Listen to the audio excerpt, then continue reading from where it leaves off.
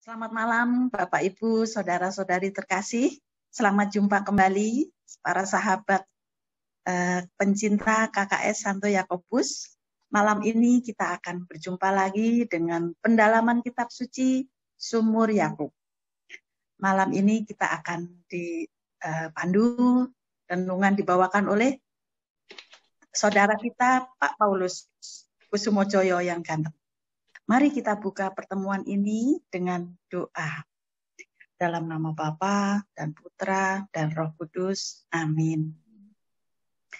Allah Bapa, Allah yang sungguh mulia dan kami sembah. Puji syukur dan terima kasih malam hari ini kami boleh bertemu kembali di dalam acara pertemuan kitab suci Sumur Yakub. Berkatilah Pak Paulus, hamba-Mu yang terkasih, agar beliau boleh membawakan renungan ini, memberikan pencerahan kepada kami semua, agar kami boleh merasakan kasih-Mu lewat mujizat-mujizat yang Kau nyatakan ketika Yesus masih berkarya, maupun sampai saat ini, bahwa mujizat-Mu masih selalu dan sering terjadi, terutama di dalam masa pandemi COVID ini. Mujizat-Mu makin terasa kami nyatakan. Makin terasa Kau nyatakan di dalam kehidupan kami. Berkatilah pertemuan ini agar berjalan dengan lancar, tiada gangguan, agar kami boleh semakin fokus untuk merenungkan sabda-Mu. Terima kasih Bapa untuk berkat dan kasih-Mu. Semua ini kami haturkan dengan perantaraan Putra-Mu yang tunggal, Tuhan kami Yesus Kristus. Kemuliaan kepada Bapa dan Putra dan Roh Kudus, seperti pada permulaan, sekarang selalu, dan sepanjang segala masa. Amin. Dalam nama Bapa dan Putra dan Roh Kudus. Amin. Silakan Pak Paulus. Selamat malam Bapak Ibu semuanya. Perkenalkan nama saya Paulus dari Paroki Kelapa Gading, lingkungan Cecilia 1. Malam ini kita berjumpa dalam acara Sumur Yakub yang biasanya membawakan dari topik minggu yang akan datang. Bacaan kali ini diambil dari Markus bab 5, nanti akan dibacakan oleh Bu Eti. Bu Eti mungkin bisa dimulai untuk bacaan Bisa. kitab suci. Ya. Bacaan Injil hari ini diambil dari Markus 5 ayat 21 sampai dengan 43. Yesus membangkitkan anak Yairus dan menyembuhkan seorang perempuan yang sakit pendarahan. Sesudah Yesus menyeberang lagi dengan perahu, orang banyak berbondong-bondong datang lalu mengerumuni dia. Sedang ia berada di tepi danau, datanglah seorang kepala rumah ibadat yang bernama Yairus. Ketika ia melihat Yesus, tersungkurlah ia di depan kakinya dan memohon dengan sangat kepadanya. Anakku perempuan sedang sakit, hampir mati. Datanglah kiranya dan letakkanlah tanganmu atasnya, supaya ia selamat dan tetap hidup. Lalu pergilah Yesus dengan orang itu. Orang banyak berbondong-bondong mengikuti dia dan berdesak-desakan di dekatnya. Adalah di situ seorang perempuan yang sudah 12 tahun lamanya menderita perdarahan. Ia telah berulang-ulang diobati oleh berbagai tabib, sehingga telah dihabiskannya semua yang ada padanya, namun sama sekali tidak ada faedahnya, malah sebaliknya keadaan makin memburuk. Dia sudah mendengar berita-berita tentang Yesus, maka di tengah-tengah orang banyak itu, ia mendekati Yesus dari belakang dan menjamah jubahnya. Sebab katanya, asal ku jamah saja jubahnya, aku akan sembuh. Seketika itu juga berhentilah pendarahannya, dan ia merasa bahwa badannya sudah sembuh dari penyakitnya. Pada ketika itu juga, Yesus mengetahui bahwa ada tenaga yang keluar dari dirinya. Lalu ia berpaling di tengah orang banyak dan bertanya, "Siapa yang menjamah jubahku?" Murid-muridnya menjawab, "Engkau melihat bagaimana orang-orang ini berdesak-desakan dengan dekatmu, dan engkau bertanya, siapa yang menjamah aku?" Lalu ia memandang sekelilingnya untuk melihat siapa yang telah melakukan hal itu. Perempuan itu yang menjadi takut dan gemetar ketika mengetahui apa yang telah terjadi atas dirinya, tampil dan tersungkur di depan Yesus dan dengan tulus memberitahukan segala sesuatu kepadanya. Maka katanya kepada perempuan itu, "Hai anakku, imanmu telah menyelamatkan engkau. Pergilah dengan selamat dan sembuhlah dari penyakitmu." Ketika Yesus masih berbicara, datanglah orang dari keluarga kepala rumah ibadat itu dan berkata, "Anakmu sudah mati, apa perlunya lagi engkau menyusah-nyusahkan guru?" Tetapi Yesus tidak menghiraukan perkataan mereka dan berkata kepada kepala rumah ibadat, "Jangan takut, percaya saja." Lalu Yesus tidak memperbolehkan seorang pun ikut serta, kecuali Petrus, Yakobus, dan Yohanes, saudara Yakobus. Mereka tiba di rumah kepala rumah ibadat, dan di sana dilihatnya orang-orang ribut, menangis dan meratap dengan suara nyaring. Sesudah ia masuk, ia berkata kepada orang-orang itu, "Mengapa kamu ribut dan menangis? Anak ini tidak mati, tetapi tidur." Tetapi mereka mentertawakan dia. Maka diusirnya semua orang itu, lalu dibawanya ayah dan ibu anak itu, dan mereka yang bersama-sama dengan dia masuk ke kamar anak itu. Lalu dipegangnya tangan anak itu, katanya, "Tali takum," yang berarti, "Hai anak, aku berkata kepadamu, bangunlah." Seketika itu juga anak itu bangkit berdiri dan berjalan, sebab umurnya sudah 12 tahun. Semua orang yang hadir sangat takjub. Dengan sangat ia berpesan kepada mereka supaya jangan seorang pun mengetahui hal itu. Lalu ia menyuruh mereka memberi anak itu makan. Demikianlah sabda Tuhan. Terpujilah Kristus. Terima kasih Bu Eti. Bapak Ibu, topik kali ini adalah jangan takut, percayalah. Bacaan liturgi kali ini sebenarnya tidak termasuk yang perempuan sakit perdarahan, tapi berhubung sudah dibacakan sama Bu Eti, ya sekalian terima kasih. Topik bacaan liturgi hanya mengenai anak Yarius dan kebangkitannya. Namun memang susah dipisahkan dari dua cerita ini. Satu perikop, ada dua cerita. Bapak Ibu sekalian, siapa yang nggak pernah takut? Ada yang nggak pernah takut?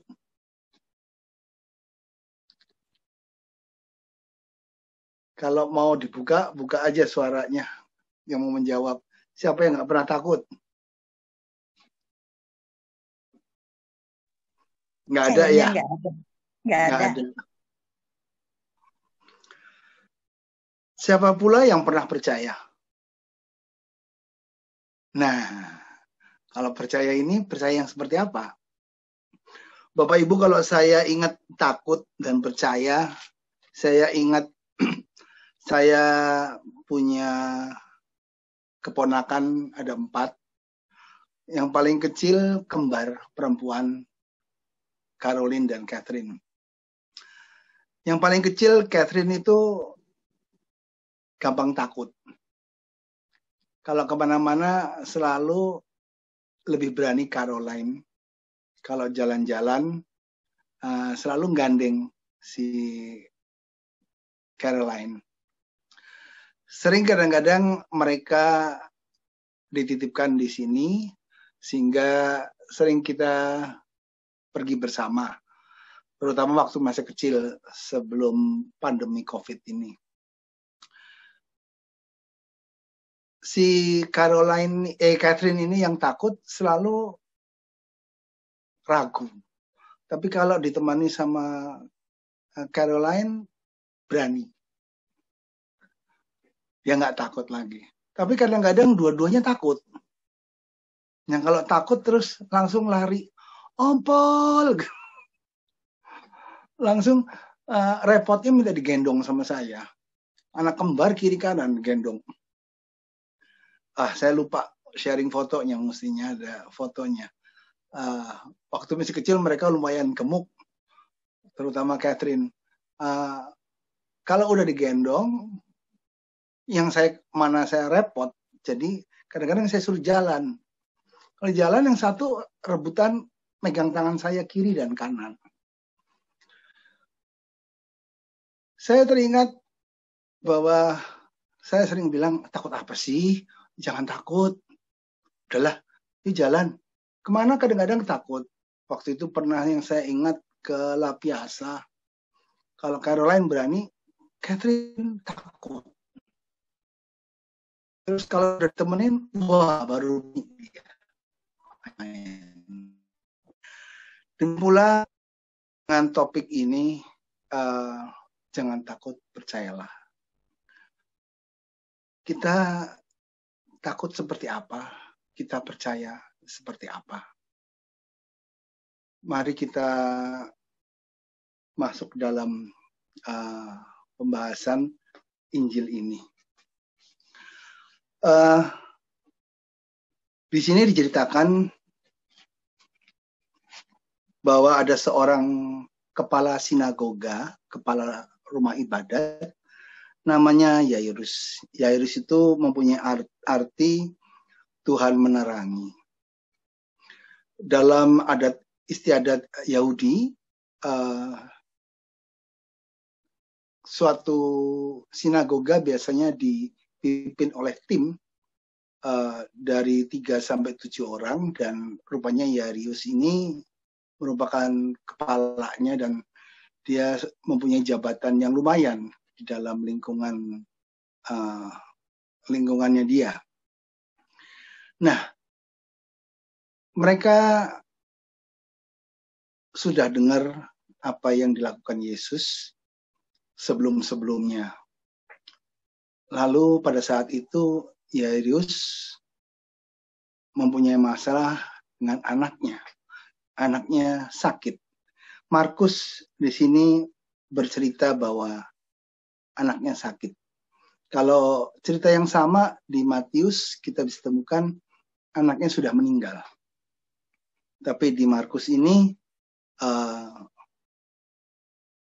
diceritakan dia sedang sakit. Kalau kita baca perikop-perikop sebelumnya, Markus ingin bercerita siapakah Yesus. Perikop sebelumnya Yesus melakukan pengusiran roh jahat di daerah Gerasa, dan sebelumnya lagi Yesus meredakan angin ribut. Sehingga rupanya berita itu sudah tersebar dan Yairus mengetahuinya itu. Sebagai seorang yang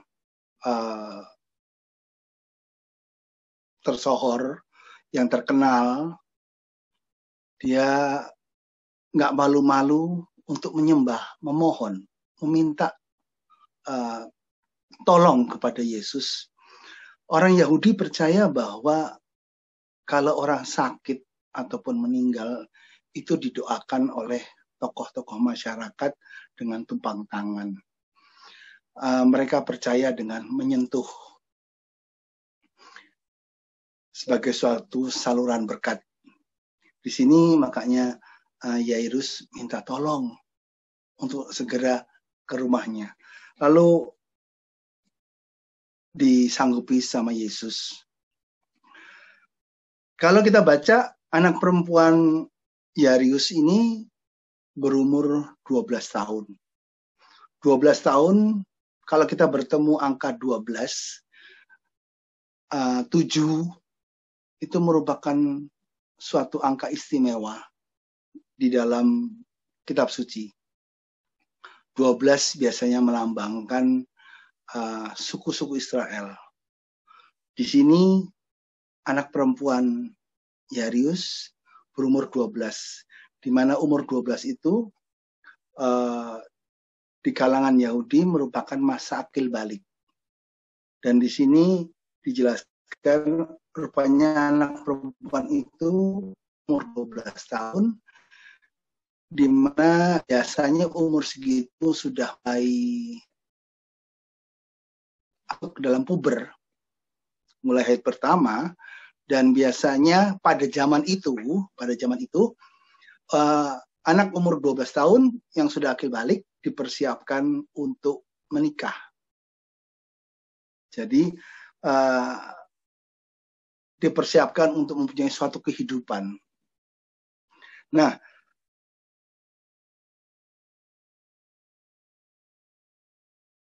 anak ini sakit. Sementara seorang tokoh sinagoga bingung mau segimana. Anak kesayangannya perempuan mau akil balik, wah sakit. Sehingga dia minta tolong sama Yesus. Disanggupi sama Yesus, lalu di jalan. Dalam perjalanannya, ini susah dipisahkan ya cerita ini antara topik yang pertama dengan yang kedua, seorang perempuan perdarahan, sehingga pada saat menuju ke rumah Yairus, mereka banyak sekali orang berdesak-desakan sehingga susah sekali. Nah, ada perempuan yang lagi sakit perdarahan. Di sini kita bisa lihat Markus mau bercerita juga, perempuan ini sudah 12 tahun sakit perdarahan. Di sini perempuan itu takut karena Bapak Ibu sekalian, kalau seorang perdarahan di dalam kalangan orang Yahudi dianggap najis. Sehingga dia takut untuk mendekat. Namun apa daya, dia nggak berani, dan selalu pasti dikucilkan oleh masyarakat. Sehingga dia nekat. Dia percaya dan dia coba menyentuh jubah Yesus. Dalam masyarakat Yahudi percaya bahwa sentuhan, pegangan tangan, tumpang tangan mempunyai suatu kuasa. Sehingga dia diam-diam pegang bajunya Yesus, jubahnya Yesus. Sembuh mendadak. Tapi Yesus merasa ada sesuatu yang keluar. Yesus bertanya, muridnya malah, orang berdesak-desakan begini, kamu tanya siapa yang nyentuh? Siapa? Nggak ada yang tahu. Dia tanya, akhirnya perempuan itu dengan takut mengakui bahwa dia yang menyentuh. Ya, dia menyentuh, makanya Yesus bilang, ya kamu sembuh, imanmu menyelamatkan. Baru terjadi itu, ada orang dari rumah Yairus menyusul, anakmu sudah mati. Wah, bingung. Sementara Yairus baru saja melihat suatu keajaiban bahwa orang menyentuh tapi sembuh. Sekarang anaknya mati. Aduh, telat deh gara-gara ada ini peristiwa ini. Sehingga bingung. Tapi dia tetap percaya, berusaha percaya. Tetap dilanjutkan perjalanan itu ke rumah Jairus. Di adat Yahudi, bila mana ada kedukaan, biasanya ada kumpulan orang-orang yang mendoakan atau menangisi, meratapi, bahkan yang memainkan alat musik sebagai penghiburan. Mereka meratapi, nangisnya yang wah kayak mungkin pernah ngelihat di acara berita kalau pertempuran Israel sama PLO itu banyak sekali orang yang pura-pura nangisnya, nangis gak karuan gitu. Itu sama kira-kira kita bisa lihat gitu. Adatnya memang begitu, bahwa ada orang yang menangisi. Ini Yesus bilang, wah, ini Jairusnya makin gak karuan. Waduh. Yesus bilang, jangan takut, percaya saja. Percaya. Dalam perjalanannya, akhirnya, terus kumpulan orang itu, Yesus bilang, anakmu tidur. Kumpulan orang-orang itu, tidur? Diketawain. Kenapa? Mereka sudah yakin anak itu mati. Mereka sudah tahu karena Jairus baru datang. Sementara Yesus juga baru datang. Mereka kumpulan ini nggak percaya bahwa ada orang yang bisa mendoakan dan punya kuasa membangkitkan. Sehingga dari yang mereka nangis-nangis lalu tiba-tiba berubah menjadi mengetawakan. Tidur, yang benar aja tidur. Orang ketahuan mati. Wah, Jairus bingung. Yesus lalu tidak mengizinkan orang-orang untuk mengikuti dia. Dia hanya memilih 3 muridnya untuk ikut dan Jairus serta istrinya. Lalu Yesus memegang tangan anak itu. Memegang melambangkan suatu saluran berkat. Dan Yesus berkata, talitakum. Kenapa kita bisa melihat di sini Markus menulis kata talitakum. Talitakum merupakan bahasa Aram yang artinya bocah, bangkitlah. Karena pendengar dari Markus umumnya adalah orang-orang non-Yahudi. Sehingga paling banyak Markus bercerita tentang kronologis cerita background serta kata-kata yang perlu dijelaskan menggambarkan bahwa pendengar Markus ini bukan orang Yahudi. Nah, setelah Yesus bilang, talitakum, anak itu bangkit. Setelah bangkit, Yesus melarang untuk orang-orang menceritakan hal ini dan menyuruh orang tuanya memberi makan. Jadi Bu Eti, jangan anti makan ya. Kebetulan saya suka makan. Karena makan merupakan suatu tanda kehidupan. Artinya anak ini buros juga ya. Jadi sering-sering mengundang. Kenapa? Sering-sering mengundang makan. Iya. Anak ini lalu disuruh dibenarkan, membuktikan bahwa anak ini hidup. Bapak Ibu, apa yang kita bisa lihat dari Markus ini? Bu Eti mungkin bisa kira-kira maksudnya Markus ini?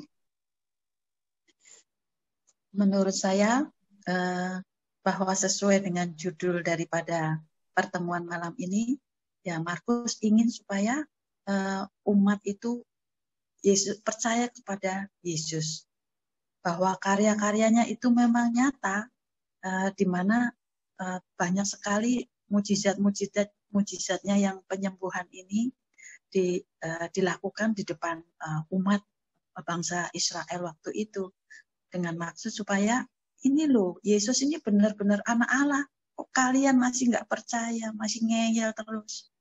Kalau menurut saya gitu, Pak Paulus. Kalau orang-orang ngeyel itu lebih banyak di Matius. Kalau Matius itu lebih banyak bercerita tentang orang-orang yang nggak percaya sama Yesus.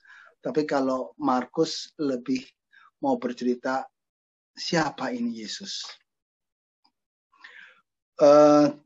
Di bab-bab awal dia mau bercerita menggambarkan siapa itu Yesus, kenapa perlu kita percaya kepada Yesus, bahwa dia ditunjukkan, diceritakan sama Markus, dia meredakan badai. Siapa yang dapat meredakan badai? Belum ada badan geofisika zaman dulu, hingga sekarang pun nggak ada yang bisa meredakan badai. Namun dia, Yesus, bisa meredakan badai. Artinya dia adalah yang berkuasa atas alam. Siapa yang berkuasa atas alam? Hanya Allah. Lah, berarti Yesus ini siapa? Yesus ini adalah dari Allah. Lalu dia berkuasa mengusir setan, mengusir masuk ke babi-babi. Nah, sekarang Yesus berkuasa untuk membangkitkan. Kalau kita mendengar membangkitkan, ada dua nabi dalam perjanjian lama yang juga diceritakan membangkitkan. Ada yang tahu nggak? Bu Ros, Bu Eti? Ada yang tahu? Siapa yang tahu? Silakan. Pertanyaannya bisa diulang nggak ya? Ya, Bu Cindy. Kalau pernah mendengar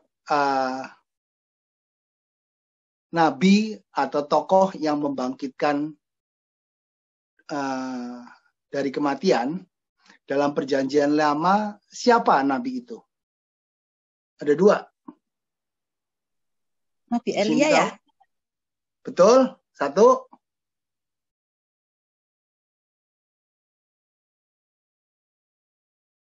Satunya lagi. Elisa. Elia merupakan seorang nabi yang sangat dihormati, sangat populer dalam kegiatan orang Yahudi.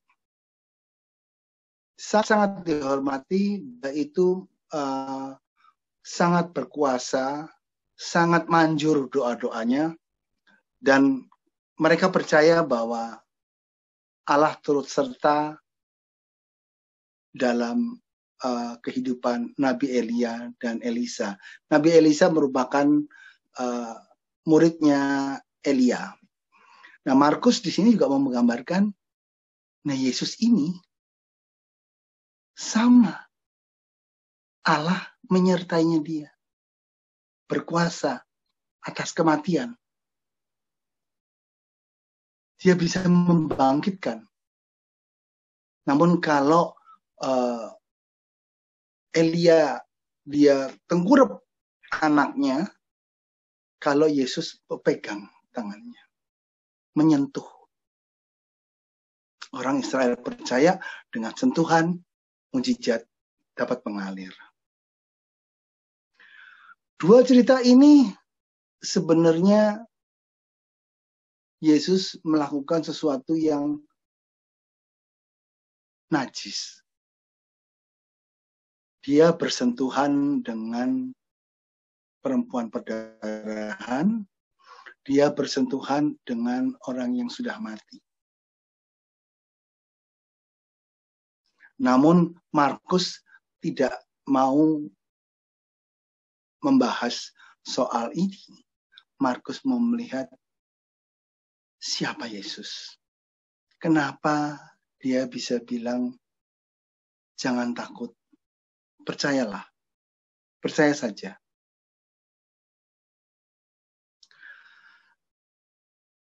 Rasa takut merupakan suatu kata sifat, percaya juga merupakan kata sifat. Dua-duanya nggak bisa kita lihat, tapi mempunyai efek yang dahsyat. Takut, kalau kita takut, seringkali membawa kepada nggak karuan rasanya. Sehingga kita kehilangan kepercayaan. Takut bisa menuntun kepada suatu kemarahan. Karena takut suatu orang menjadi marah. Percaya juga susah dibuktikan. Percaya juga susah.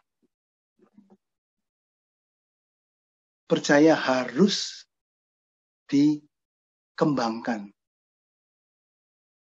Percaya harus dipupuk.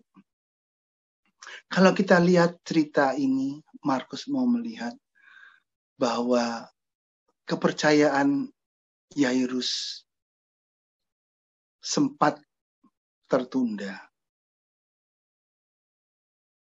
karena kejadian sebelumnya. Makanya seringkali ada cerita, Tuhan ketika kita berdoa nggak datang. Tapi Tuhan datang pada saat yang tepat.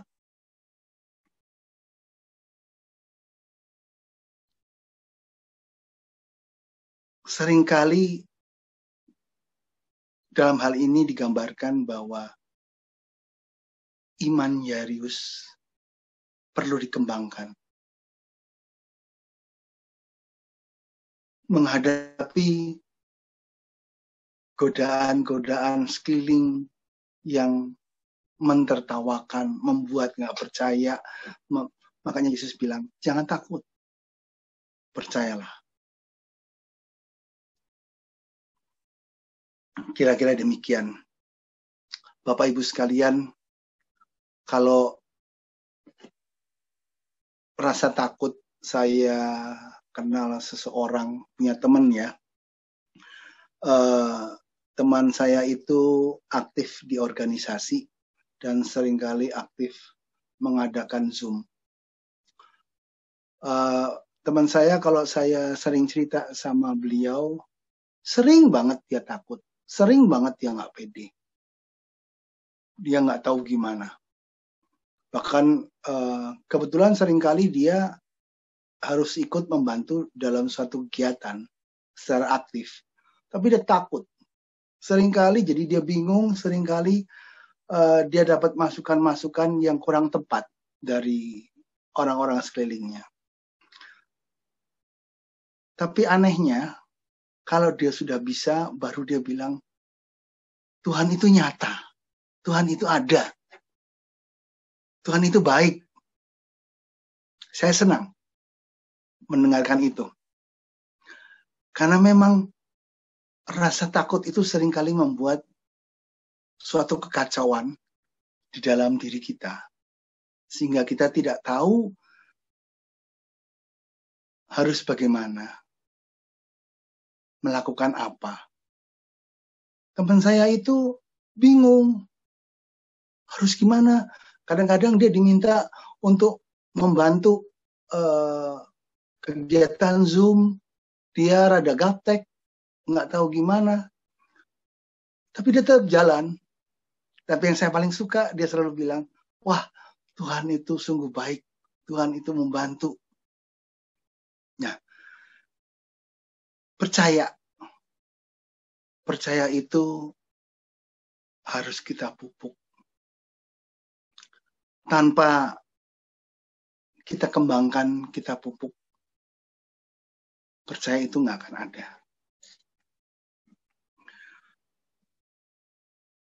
Dalam cerita ini, Markus mau memperkenalkan siapa itu Yesus. Seperti halnya keponakan saya. Keponakan saya kalau sama saya, dia percaya. Om Paul, gitu. Langsung minta digandeng. Demikian pula Markus. Kenapa mesti percaya? Kepada siapa kau percaya? Siapakah itu Yesus? Yesus itu berkuasa atas kematian. Namun kita baca juga bahwa Markus menulis Yesus memerintahkan untuk merahasiakan. Jangan sampai cerita ini digembar-gemborkan. Kenapa? Karena yang diberitakan ini adalah merupakan suatu tanda-tanda. Tanda terbesar adalah apa? Ketika Yesus wafat dan bangkit. Dia mengalahkan kematian. Kalau sekarang dia bisa membangkitkan, nantinya dia sendiri yang bangkit dari kematian karena dibangkitkan oleh Allah. Supaya orang percaya dengan tanda-tanda ini kepada Allah. Jangan takut, percayalah. Bapak Ibu sekalian, akhir-akhir ini di lingkungan kita sedang berkecamuk kembali keganasan penyakit COVID-19, di mana banyak beredar varian Delta yang katanya dari India lebih cepat menular. Banyak di antara kita kehilangan handai tolan. Belum berapa lama ada teman saya, saudaranya meninggal. Dan baru kemarin pula saya mendapat kabar ada seorang penggiat kitab suci yang bersama keluarganya kena kembali COVID. Dalam masa-masa seperti ini, seringkali susah bagi kita untuk melihat realisasi dari kenyataan yang ada bahwa seakan-akan Tuhan itu di mana. Kok orang sampai sakit, orang kehilangan keluarganya, handai tolannya, dengan mudahnya. Ada sedikit, lumayan banyak lah sekarang, yang bisa sembuh. Tapi belakangan keganasan varian Delta ini tampaknya lebih ganas. Bapak Ibu sekalian, dengan kebetulan topik untuk hari Minggu, bacaan liturginya, mengajak kita untuk percaya. Percaya kepada siapa? Seperti halnya keponakan saya, percaya sama omnya yang gemuk ini. Dia nggak takut langsung. Mereka nggak takut. Langsung, wah, berani. Demikian pula kita diajak sama Markus. Kita diajak untuk percaya. Jangan takut, percaya aja. Percaya sama apa? Percaya akan apa? Kita percaya akan kuasa di dalam Yesus yang mengalahkan. Bukan artinya kita di dalam masa pandemi ini menjadi lengah, pongah, sombong. Wah, Yesus beserta kita. Nggak usah pakai masker. Wah, jalan-jalan keluar. Tidak. Kita tetap waspada. Kita jalankan protokol kesehatan. Tapi kita tidak perlu terlampau takut. Kita waspada boleh, tapi jangan takut. Jangan menjadikan kita galau, harus bagaimana, takut.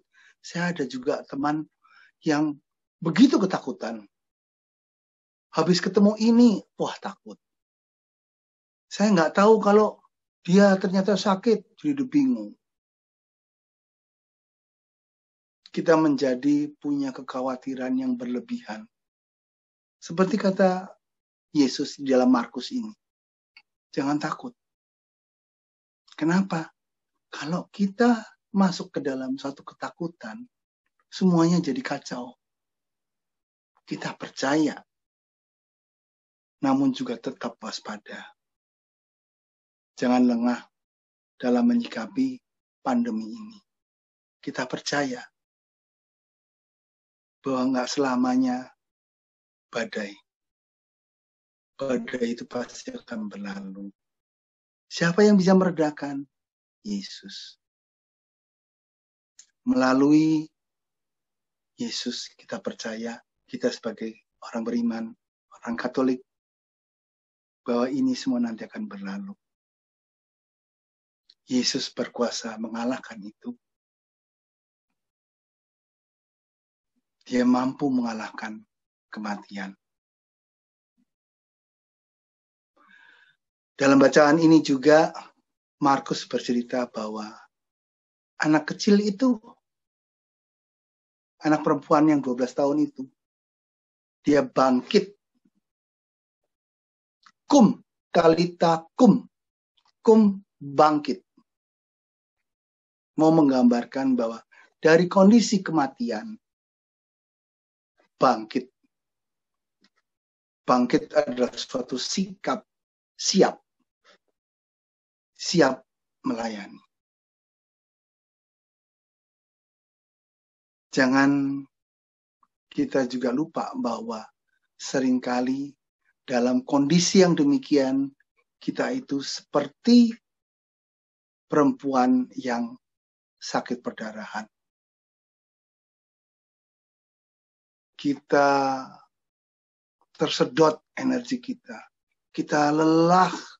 Kita rasanya sakit terus, padahal sehat, kemana-mana kayaknya sakit. Rasanya nggak karuan.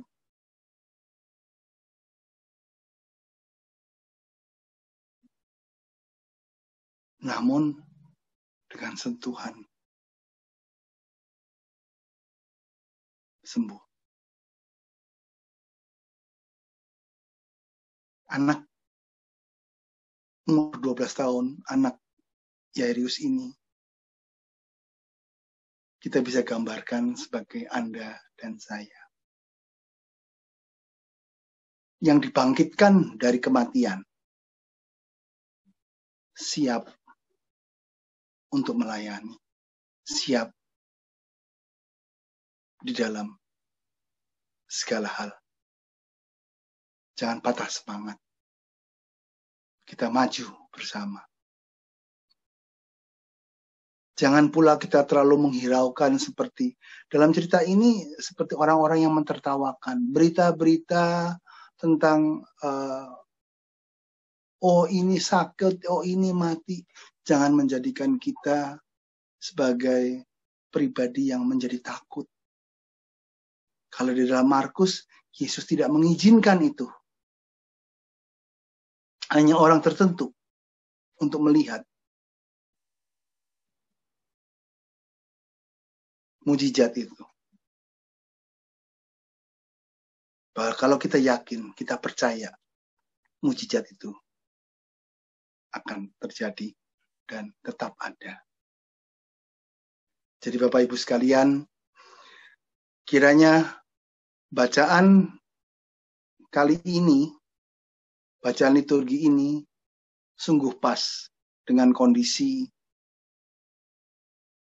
lingkungan kita yang pandemi COVID-19 sedang menggila kembali. Kita diajak untuk percaya, jangan takut untuk menghadapi ini semua. Demikian dari saya. Terima kasih. Dipersilahkan kalau ada yang mau bertanya.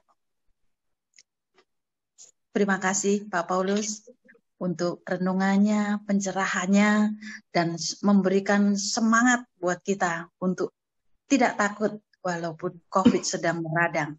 Kita percaya iman akan Yesus Kristus akan menumbuhkan imunitas di dalam diri kita masing-masing, asalkan kita tetap percaya kepada Yesus. Terima kasih Pak Paulus. Dan waspada, nggak boleh sok nantang ya. Bapak Ibu sambil menyiapkan kalau ada yang mau bertanya, saya menghimbau bagi Bapak Ibu yang belum mencantumkan nomor handphone, mohon mencantumkan nama dan nomor handphone di kehadiran ini supaya nanti lain kali bisa di-add di dalam grup KKS, sahabat KKS Kelapa Gading. Terima kasih. Silakan Bapak Ibu yang ingin bertanya, bisa langsung saja atau mau menulis di chat.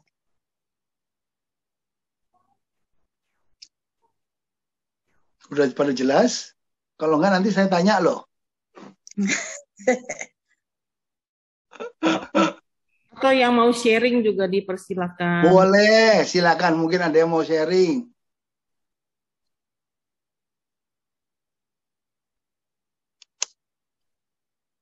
Pak Paulus ngomong-ngomong Ya. yang soal percaya itu ya. Tadi pagi saya mendengar renungan bacaan hari ini bahwa Abraham itu percaya betul kepada firman Tuhan bahwa dia akan menjadi bapak bangsa yang besar, dan kepercayaannya ini ternyata tidak membuat dia ragu-ragu walaupun dia sudah umur 80, istrinya Sarah udah tua kok, mana nggak hamil-hamil, nggak mengandung gitu, gimana mau jadi bapak bangsa. Tetapi Abraham waktu itu masih dikatakan di kitab Kejadian dia percaya, dan itulah yang oleh Tuhan diperhitungkan sebagai hal kebenaran. Nah, dalam hal ini kebenaran itu katanya artinya itu adalah taat dan setia. Nah, sampai di mana kita itu harus percaya, kemudian bisa taat dan setia nih kepada firman Tuhan ini. Kira-kira ada contoh yang membuat kita tuh makin mantap gitu. Oh, virus kayak begini kok, gimana nih kita percaya nih. Ini jadi Ibu Eti bertanya nih, bukan sharing ya? Iya. Kalau pengen dapat penguatan aja. Kalau kita ngelihat dari topik bacaan kali ini, ya itu sendiri namanya adalah diterangi oleh Tuhan. Peristiwanya juga nggak mudah bagi seorang terhormat di lingkungannya, seorang kepala rumah ibadat, kepala sinagoga, yang pada saat itu gengsinya tinggi. Kebanyakan orang-orang datang kepada dia memohon, tapi kali ini dia harus memohon. Anaknya sakit, sehingga dia terpaksa melakukan segalanya. Dia tahu bahwa Yesus punya kuasa. Tapi dia nggak tahu kalau Yesus mampu mengalahkan kuasa maut. Dia melihat dalam perjalanan itu bahwa, waduh, orang perempuan itu nyentuh, sembuh. Wah, senang. Lagi senangnya penuh harapan, datang orangnya rumah. Anakmu sudah mati. Capek deh. Lemes kan, ya. Markus menggambarkan kondisi demikian yang seringkali up and down yang sering kita alami. Baru saja melihat suatu kejadian mujizat, wah, nyentuh aja. Wah, bisa sembuh. Apalagi kalau ditumpang tangan yang didoain. Wah, pasti jos. Sembuh dari sakit. Dia nggak nyangka kalau anaknya sudah mati. Tapi tiba-tiba berita yang kurang baik, anaknya udah mati. Waduh, telat. Susah. Markus menggambarkan bagus banget situasi yang seperti dialami orang-orang saat itu maupun saat ini. Karena berita baik itu kita sudah dengar. Kepercayaan kita mungkin ada. Makanya dia berani nyembah. Namun itu semua bisa tercerai-berai gampang saja. Hancur. Baru aja melihat suatu kemujizat, lalu reaksi kita apa? Mendengar berita yang tidak baik. Yairus tetap percaya. Meskipun dia harus diingatkan sama Yesus. Cerita ini mau menggambarkan bahwa Yesus nggak langsung jalan cepat ke tempatnya Yairus, tapi tertunda. Seringkali itu kehidupan banyak seperti itu kita rasakan. Tapi kalau kita masuk ke dalam satu ketakutan, itu menjadi kacau. Iman harus dibangun. Dengan kepercayaan itu, iman kita tumbuh. Nanti setelah kejadian, baru kita bisa melihat, oh, imanku begini. Demikian pula cerita tentang Abraham. Abraham dikenal bahwa banyak hal yang dialamin.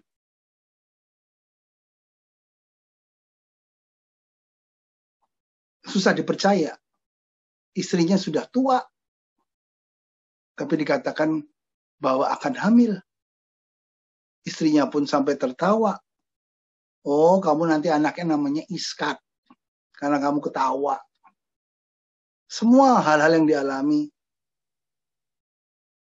Abraham di luar nalarnya dia. Tapi dia percaya penyertaan. Di sini Markus juga mau mengenalkan siapa itu Yesus. Susahnya apa? Tiap masalah, tiap orang pasti beda-beda. Tapi kita tetap percaya bahwa Yesus itu adalah putra Allah, utusan Allah, yang mampu mengatasi suatu misteri yang sampai sekarang susah dipahami. Kematian. Bagi Yesus, iman itu kehidupan melampaui kematian. Kira-kira Ibu, Bu Eti begitu?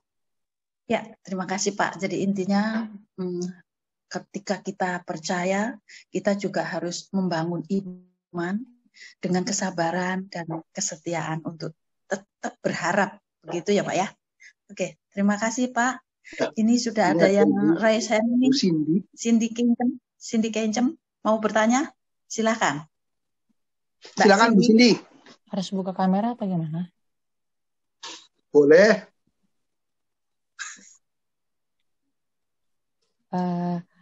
Ya, saya Cindy dari Ya, Kudus Gading. Saya mau nanya, kalau ini kan di sini kan Yairus ini kan udah mohon pada Yesus. Apakah sebenarnya kan dia mohon ini dia udah tahu kalau Yesus itu Tuhan gitu. Soalnya di sini di sebelah sebelumnya juga nggak dikasih tahu kan kalau Tuhan Yesus itu Tuhan gitu. Jadi mau minta penjelasan aja apakah ini Yairus sudah tahu itu adalah Tuhan gitu loh. jadi Sehingga pertanyaannya Cindy adalah mau menanyakan apakah Yairus sudah tahu Yesus itu Tuhan. iya betul. Wah, kita mesti tanya sama Yairus. Bu Cindy, Markus mau bercerita di sini bahwa Yesus belum mendarat, masih di danau, tapi orang-orang sudah berkerumun, berkumpul karena dengar akan Yesus itu mampu berbuat ini dan itu. Jadi Yairus ini sedang galau, anaknya sakit, dan kebiasaan orang Yahudi bahwa kalau ada orang yang berkuasa di dalam doa atau gimana, ada baiknya untuk minta tolong mereka mendoakan. Pemahamannya dari Yairus kira-kira digambarkan sama Markus baru sampai sana. Oleh karena itu Yesus juga melarang Yairus dan istrinya jangan kasih tahu tentang mujizat ini ke orang-orang. Kenapa? Karena lewat tulisan Markus ini mau memperkenalkan ini bukan tujuan utamanya. Nanti ketika Yesus wafat lalu bangkit, itulah yang utama, yang perlu dilihat. Ini adalah suatu tanda-tanda yang membuat kita semakin percaya. Nantinya adalah pada wafat dan kebangkitan, kenaikan Yesus. Kira-kira begitu, Bu Cindy. oh ya, oke. Jadi saya udah ngerti dari dapat pemahamannya tentang Ada lagi? Yesus. Oke. Udah tahu semua. Nanti saya tanya loh, boleh nggak? Iya, silakan deh boleh dicoba. Kenapa Markus bercerita Yesus nyuruh anak ini tolong dikasih makan.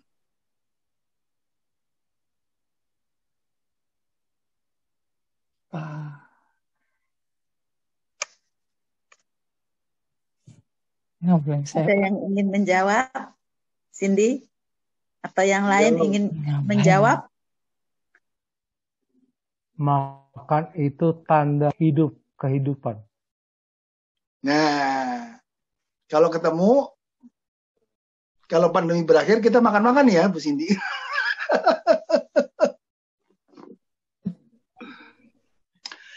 Makan merupakan suatu tanda bahwa ini anak bukan hanya bangkit, siap, tapi ini anak hidup.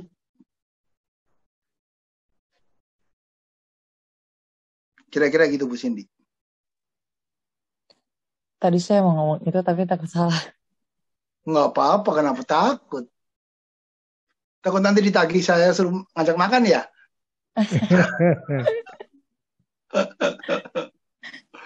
Yang lainnya, silakan mau sharing.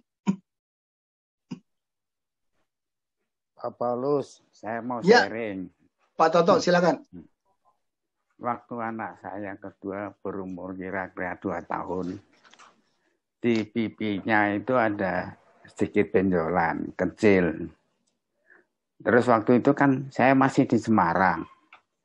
Waktu saya ke Gua Kerep, anak saya yang kecil itu di bangku sama istri saya. Lalu kan ada itu sakramen Maha Kudus ditahtakan. Ya. Kemudian kan waktu dibawa keliling pakai velum, ya istri saya berkata, kalau aku menyentuhkan velum itu ke benjolan anakku, dia pasti sembuh. Demikianlah istri saya pas berusaha berdiri di dekat jalan yang akan dilewati oleh monstran itu. Kemudian waktu lewat, istri saya megang velum dan diusapkan ke benjolan anak saya. Lah, sesudah itu, ya artinya nggak langsung hilang. Pelan-pelan dari hari ke hari itu makin lama makin hilang. Demikianlah mujizat terjadi. Terima kasih, Pak Paulus. Puji Tuhan. Ya, makasih. Pak Toto. Puji Tuhan. Yang lainnya? Luar biasa. Bu Eti dong, cerita cucunya tuh gimana tuh? Oh, cucu saya itu waktu umur 1 tahun 8 bulan memang cewek ya. Jatuh dari lantai 2 rumah saya yang tingginya kurang lebih lantai 2 itu sekitar hampir 3 meter lah ya. Pas jatuhnya itu di kolam, di bawah itu memang ada kolam di mana ada patung Bunda Maria. Waktu kecil saya selalu bawa cucu saya ini nyanyi di depan itu patung Bunda Maria, nyanyi-nyanyi begitu sambil saya gendong. Nah ketika dia jatuh itu, wah saya sama papanya Wawan itu sedang misa pagi di gereja jam 6 pagi itu. Tiba-tiba si Wawan ini langsung melihat handphonenya udah bunyinya, udah miss call-nya udah terlalu banyak, jadi dia panik sekali, dia cepat pulang. Nah ketika pulang memang cucu saya sudah koma lah, nggak bisa apa-apa, dia diam, koma betul koma. Kemudian cepat-cepat kita bawa ke rumah sakit Mitra Kelapa Gading. Itu dokter yang jaga, dokter umumnya itu sangat pintar, cewek, saya lupa namanya. Dia langsung MRI, panggil dokter ahli syaraf, dan di MRI itu memang tulang tengkoraknya udah retaknya kayak kayak telur yang meretak gitu, persis itu. Terus di MRI juga kelihatan ada perdarahan subdural, jadi di sela-selanya lapisan otak itu ada namanya subdural, itu sudah ada perdarahan. Sementara itu pembantu saya lari ke tempat Bu Esther, minta tolong, ini panik dia, Bu Esther, ini cucunya Bu Eti jatuh, udah dibawa ke rumah sakit. Bu Esther cepat tanggap, dia telepon Romo Paroki, kebetulan Romo Yadi hari itu pas mau pergi ke rapat di keuskupan. Romo Yadi langsung belok ke rumah sakit Kelapa Gading dan mendoakan cucu saya. Nah, selanjutnya dokter bedah syarafnya juga sudah datang dan melihat, dia bilang gini, ini harus observasi intensif di ICU 24 jam, terus diobservasi. Kalau perdarahannya makin banyak, saya akan bedah tengkorak. Tapi ternyata apa yang terjadi, begitu banyak umat yang mendoakan, juga Romo, ya misa pagi, pada hari kedua, jadi 48 jam itu, cucu saya masa bisa bilang Mimi, minta Mimi dia, karena udah umur 1 tahun 8 bulan itu dia bisa ngomong. Yang pertama dia ngomong itu cuma Mimi, berarti dia minta minum, artinya begitu. Wah, kita semua sampai luar biasa bahwa itu Tuhan itu betul-betul sungguh mujizatnya itu sungguh nyata. Jadi memang mau nggak mau ya kita itu harus percaya, jangan sampai meragukan bahwa Tuhan itu tidak pernah terlambat di dalam pertolongannya. Sampai sekarang cucu saya sudah umur 11 tahun dan dia menjadi gadis yang udah setinggi saya, tidak ada cacat, semuanya normal. Dan dia sampai sekarang hidup normal. Itu yang saya ingin memberikan sharing bahwa kasih Tuhan itu sungguh nyata dan tiada hentinya saya itu bersyukur pada Tuhan bahwa mujizatnya itu tetap ada sampai sekarang. Begitu Pak Paulus. Pak Paulus juga pernah lihat anaknya, cucu saya ya. Oh, yang biasa dibawa itu, Bu? Iya. Oh. Udah gadis deh sekarang. Cantik lagi ya Bu Eti ya.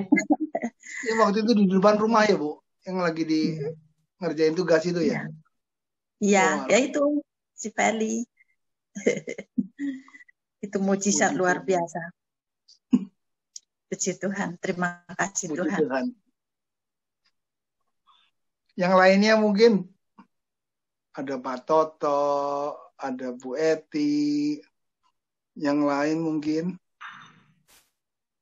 Berta ada nih Berta. Mana Berta? Pak Santoso, Pak San mungkin ada cerita, ada sharing. Atau Bu Leni. Iya nih, kemana nih Bu Leni nih? Bu Leni. Paulus, teman-teman sekalian. Ya. Suaranya jauh ya? Mariana enggak, jelas sekali suaranya. Ya, Mariana, silakan. Ya, Bapak Ibu, teman-teman sekalian ya. Kebetulan kan bicara soal pandemi ya saat-saat ini ya. Dan kebetulan juga tadi kan sebetulnya jangan takut, percaya saja. Dan Bapak Ibu, saya mau sedikit sharing mengenai keadaan saya ya Bapak Ibu ya. Saya nggak usah buka slide ya. Boleh. Ya. Ini 14 hari. Kenapa? 14 hari yang lalu. Kelihatan cantik. 14 hari yang lalu saya tuh dinyatakan positif ya. Positif COVID maksudnya gitu ya. Kenapa saya bisa dinyatakan COVID? Karena pas waktu itu mau berangkat ke Belitung, dicek malamnya ternyata positif, jadi nggak bisa berangkat ya. Sedikit was dan khawatir, waduh positif, ini bener nggak nih gitu ya. Perasaan saya nggak kenapa-napa gitu. Kemudian saya biasa-biasa aja, cuma memang ada perasaan tuh bindeng doang di telinga, di hidung. Di hidung itu bindeng gitu. Setiap hari bindeng tapi nggak hilang-hilang gitu. Tapi saya rasa ini simptom yang biasa buat saya. Kadang-kadang memang setiap bulan tuh saya selalu seperti itu. Sebulan sekali pas lagi saya datang haid gitu ya. Dan saya rasa itu biasa, makanya saya nggak gubris gitu. Dan ternyata itu pilek seperti, tapi nggak pilek, bindeng aja gitu. Jadi berhari-hari gitu loh. Sampai suatu saat saya rasa ini perlu juga PCR ya. Saya disuruh PCR aja deh gitu. Terus setelah dinyatakan positif ya, karena kan belum tahu itu CT value-nya berapa gitu kan. Dan akhirnya setelah dites hasilnya itu ternyata puji Tuhan hasilnya itu bagus gitu loh. Boleh dibilang itu udah mendekati negatif gitu. Dan selama berhari-hari berturut-turut dari hari ke hari saya selalu cek gitu ya. Saturasi oksigen bagus, penciuman bagus, nggak pernah turun gitu ya. Terus pernafasan juga bagus, apa segala macam bagus. Penciuman, perasa, semua oke. Jadi nggak ada yang drop, semuanya tuh nggak ada gitu. Dan saya juga yakin, saya diteguhkan oleh perkataan yang tadi itu, jangan takut, percaya saja. Dan saya jalanin setiap saat, makan vitamin, selalu saya minum gitu ya. Dan saya juga merasa sampai saat ini saya sehat-sehat aja gitu. Dan kebetulan beberapa saat yang lalu akhirnya saya disarankan untuk minum ya antivirus, karena memang saya nggak perlu minum obat yang seperti Avigan seperti gitu ya. Jadi buat antivirus aja. Dan setelah saya konsumsi obat antivirus itu, dan mulailah itu hilang. Bindengnya itu dari hari ke hari mulai menghilang. Dan sampai saat ini tuh benar-benar sudah menghilang. Nah itu ya Bapak Ibu ya yang saya yakin dengan imun saya makin hari makin bertambah gitu. Jadi saya bersyukur bahwa di tengah badai ini saya bisa hadapi karena berkat iman saya pada Tuhan gitu. Dan terima kasih juga dengan dukungan teman-teman semua gitu. Amin. Puji Tuhan. Ya. Terima kasih. Ya. Ya, saya sehat kan seperti ini. Nah, ini itu luar bagus. biasa deh. Sehat. Sehat. Betty yang selalu mendukung juga dengan doa. Amin. Ya. Iya. Puji Tuhan. Ya, terima kasih, puji Tuhan. Ibu Betty juga selalu Sehat. mensupport. Sehat. Mariana Amin. cantik ya. Puji Tuhan, Pak Toto. Ya, cantik tuh. Gitu aja nggak apa-apa, jangan foto. Tutup aja. Live aja. Anak Tuhan pasti cantik dan ganteng, Pak Toto. Itu dia.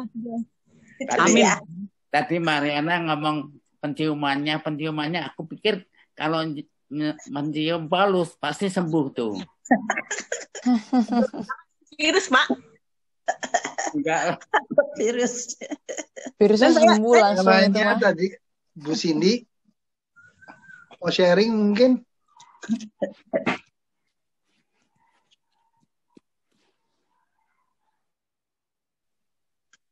Tadi ada Bu Leni tadi sempat. Iya nih, Bu Leni kemana nih? Ayo, Bu. Ayo Leni. Pak Paulus, saya ini ya sekedar joke aja ya. Itu waktu anaknya Yairus dibangkitkan, terus kan Yesus ngomong, berilah makan, kasihlah makan. Aku ingat adanya orang Chinese yang udah jauh lebih lama daripada zaman Yesus. Ya kan? Kalau orang meninggal kan itu mesti dikasih makanan macam-macam di mejanya. Kira-kira apa orang Chinese waktu itu mengharap syukur-syukur bangkit terus makan gitu loh Pak. Bercanda nih. Saya rasa pertanyaannya tidak pada tempatnya. Mungkin kalau kita mau bicara lain kali waktu boleh. Tapi di sini penekanannya jauh berbeda dengan topik kali ini tentang anak Yairus. Ya, kalau di sini kita mau lihat bahwa Markus mau bercerita siapa Yesus itu, kuasa yang seperti apa. Jadi kenapa kita mesti percaya sama Yesus? Kenapa mesti kita jangan takut sama Yesus? Jadi kalau nanti kita bicara tentang adat Chinese, akan sedikit di luar koridornya dari topik ini. Kayaknya begitu Pak Toto. Betul Pak Paulus. Thank you. Cuman aku tergelitik kenapa Yesus ngomong berilah makan gitu loh. Ya karena makan itu membuktikan bahwa orang itu hidup. Gitu loh. Seperti Yesus yang dulu minta setelah bangkit terus dikasih minta ayam makan goreng, ikan. ikan goreng, makan ikan ya. Makan Membuktikan kehidupan ya. Yesus itu hidup. Kan Bu, bukan ayam goreng Bu. Ikan goreng. Bukan goreng, nggak tahu diapain tuh. Dibakar. Dia membuktikan, nih loh saya makan, saya hidup. Nih, gitu. Buat tanda orang hidup bisa makan. Gitu loh. Tapi kalau pertanyaan Pak Toto soal ada Chinese di lain kesempatan mungkin ya. Atau kalau kita ketemu kita bisa bahas. Jauh berbeda soalnya di sini Markus penekanannya ingin bahwa kenapa kita harus percaya, kenapa kita percaya, kenapa kita jangan takut menghadapi ini semua. Sebab kalau takut itu nanti bagaimana gitu loh. Sehingga nanti akan jauh ya. Kayak gini. Ada rasul juga, ada muridnya Yesus juga yang bisa membangkitkan. Pak Toto tahu nggak? Waduh, siapa? Ada satu. Iya. Yohanes kah? Salah. Berta? Petrus. Yes. Petrus ketika di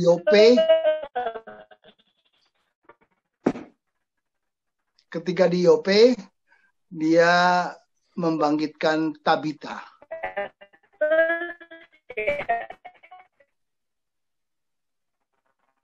Berta mau berbicara sesuatu?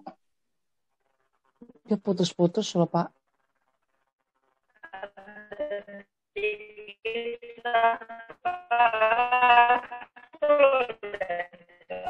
Bu, cari signal dulu yang enak, Bu. Cari signal yang aman, Bu.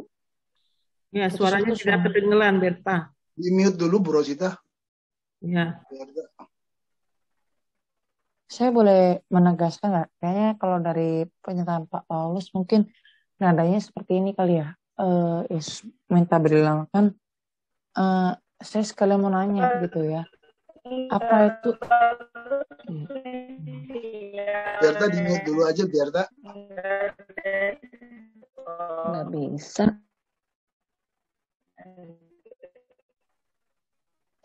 Saya nambahin ya. Apa itu ada hubungannya dengan Yesus yang jadi makanan bagi kita semua gitu, umat. Bagaimana?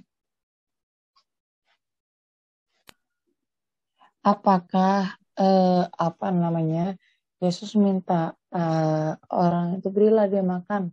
Apakah itu ada hubungannya dengan Yesus yang nantinya akan jadi santapan bagi kita semua umatnya? Dalam kisah ini tidak. Dalam kisah ini tidak. Dalam kisah ini Markus menekankan siapa Yesusnya. Kenapa kita perlu percaya sama Yesus? Kenapa Yesus melarang untuk memberitakan mujizat ini? Karena Markus mau bercerita ini baru tanda-tanda. Pusatnya adalah di wafat, kebangkitan, dan naik ke surga Yesus. Berarti ada hubungan dong kalau nanti Yesus akan jadi makanan bagi kita semua yang memberikan kehidupan. Dalam cerita ini, topik ini tidak, Bu Cindy. Oh, dalam cerita ini tidak. Ya, baik Pak. Itu bertanya atau menegaskan, Bu Cindy?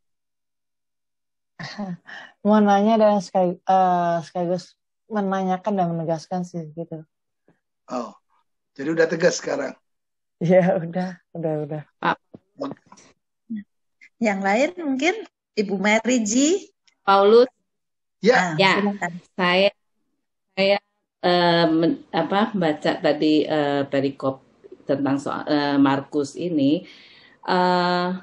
Ini kan ada mukjizat. Mukjizat itu kan adalah suatu keajaiban yang menyatakan kemuliaan Allah. Ya. Nah, waktu Yairus ketemu Yesus, dia kan sungkur di depan Yesus. Kalau saya ini menurut saya ya, berarti Yairus itu harapan kepada Yesus bahwa dia percaya bahwa dengan bersungkur di depan Yesus dia punya harapan bahwa nanti Yesus akan memenuhi keinginannya, yaitu membangkitkan anaknya. Apa benar gitu Pak Paulus? Oke, Bu Mary, kita lihat dulu bahwa Yairus ini adalah seorang kepala sinagoga, kepala rumah ibadat, yang biasanya kepala rumah ibadat itu kayak suatu tim dari 3 atau 7 orang. Dan dia pemimpinnya. Berarti Yairus ini lumayan orang terpandang. Dia berarti mendengar tentang apa yang bisa dilakukan oleh Yesus. Di dalam kisah Markus, diceritakan bahwa anak Yairus sakit. Beda kalau kita buka di Matius. Jangan keliru. Kalau di Matius, anaknya Yairus sudah meninggal. Nah, kebiasaan orang Yahudi adalah untuk minta didoakan, disentuh supaya sakitnya sembuh. Nah, di dalam Markus ini Yairus dalam kerangka, wah Yesus itu bisa mendoakan, bisa menyembuhkan. Jadi dia kepingin anaknya hidup. Anaknya ini baru 12 tahun. 12 tahun dalam adat adalah akil balik. Kalau laki mulai diajari bapaknya, kalau perempuan kadang sudah siap untuk dinikahkan pada zaman itu. Sehingga anak kesayangannya ini penting sekali memperoleh hidup.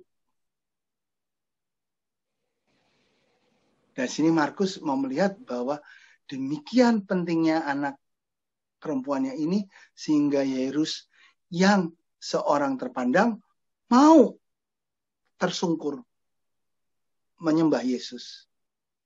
Bahwa dia butuh, dia pengen anaknya mempunyai kesembuhan.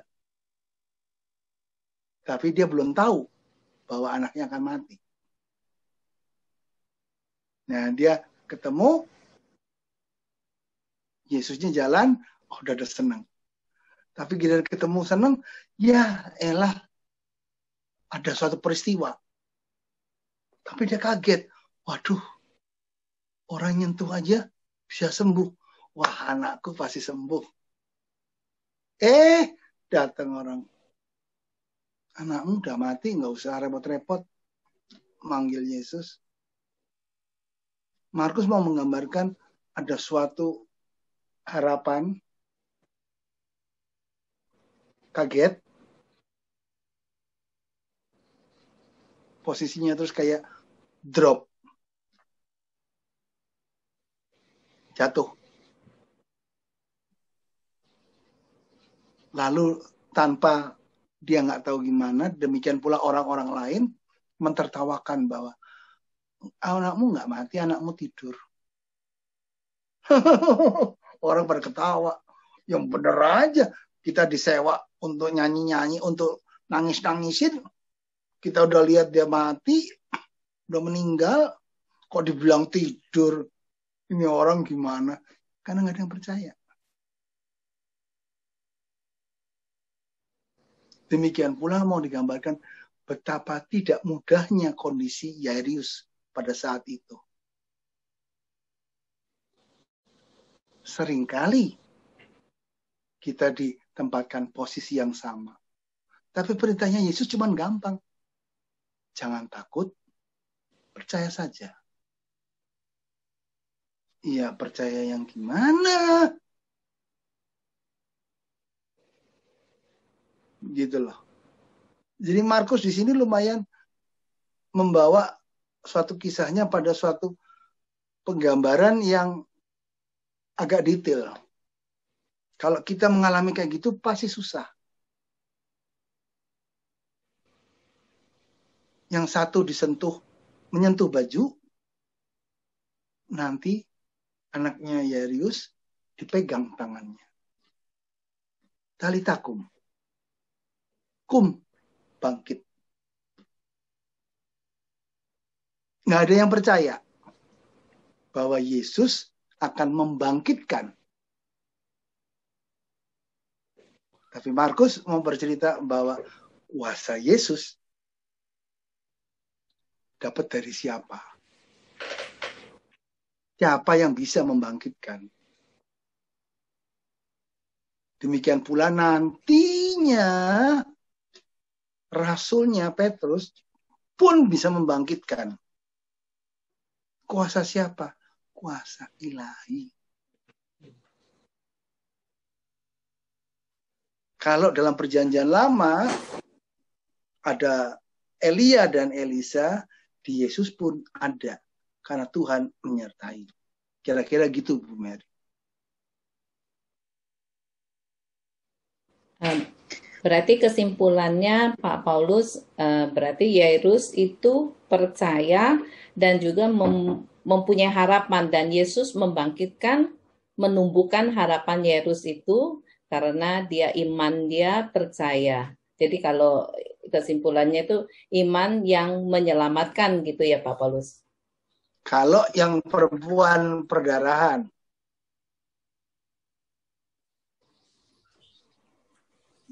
intinya dari Markus ini percaya.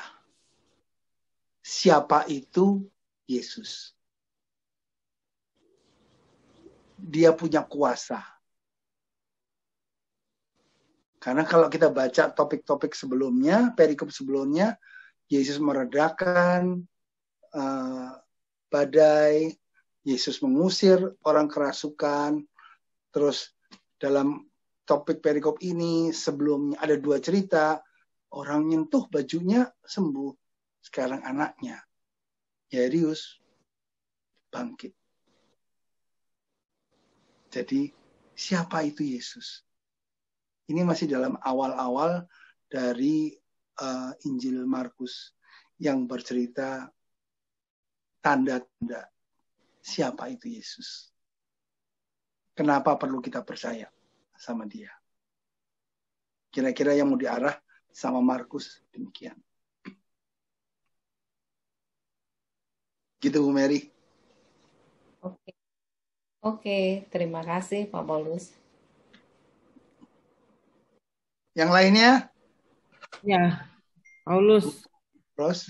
Kalau aku merasa ya miracle itu terjadi ketika kita merasa tidak mungkin, tapi kita tetap mau mengandalkan Tuhan. Seperti Yairus ini, dia udah tahu ya, terutama ini dah perempuan yang pendarahan itu, dia kan udah frustrasi sebenarnya, tapi dia bilang ya udahlah, dia cuma bisa mengandalkan Tuhan, dia jamah bajunya kan, jubahnya kan, dan dia sembuh. Itu pun sering terjadi sama kita kan, kita tahu suatu masalah ini kayaknya nggak mungkin di depan mata itu, tidak mungkin dah, ini jalan buntu. Tapi kita tetap mengandalkan Tuhan, di situ miracle terjadi. Sepertinya seperti ini, itu benar nggak? Coba. Ya, Bu Ros, tadi kan saya sudah bilang bahwa perikop ini ada 2 cerita. Perempuan perdarahan itu seringkali menggambarkan kita dalam kehidupan, di mana perempuan itu menjadi najis, diasingkan dari masyarakat, kayak selalu keluar energi, habis lelah, capai, dan sebagainya. Sudah habis harapan, dibuang dari masyarakat, nggak bisa ikut-ikutan.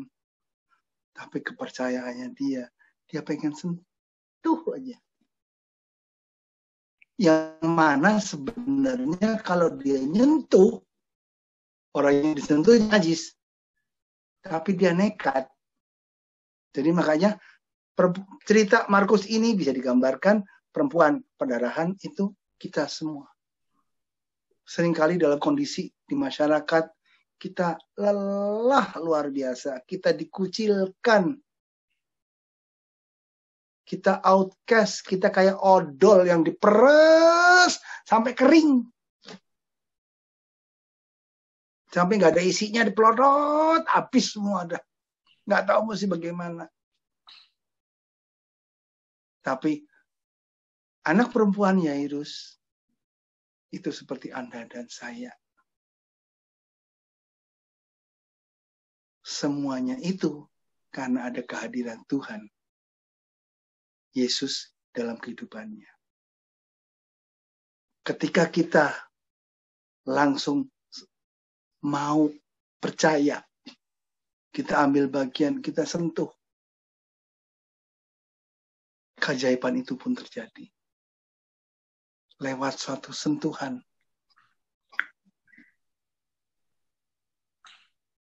Tapi Yesus juga punya suatu sentuhan khusus yang langsung dipegang. Dan anaknya itu, Talita kum, bangkit. Bangkit menunjukkan suatu sikap, siap. Kalau Petrus membangkitkan Tabita, anaknya duduk. Kalau ini Yesus bangkit, kum, talita kum. Bangkit. Markus mau bercerita sama orang-orang yang bukan orang Yahudi. Kenapa kamu harus percaya sama Yesus?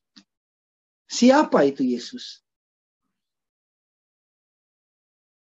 Bahwa yang satu perempuan. Jadi ini bisa kita lihat dari berbagai angle. Dari sudut angle-nya si Yairus kita bisa, tapi kita lihat perumpamaan ini dalam hidup kita juga bisa. Bahwa dua-duanya ada kehadiran Yesus dalam kehidupan. Selalu lewat suatu sentuhan.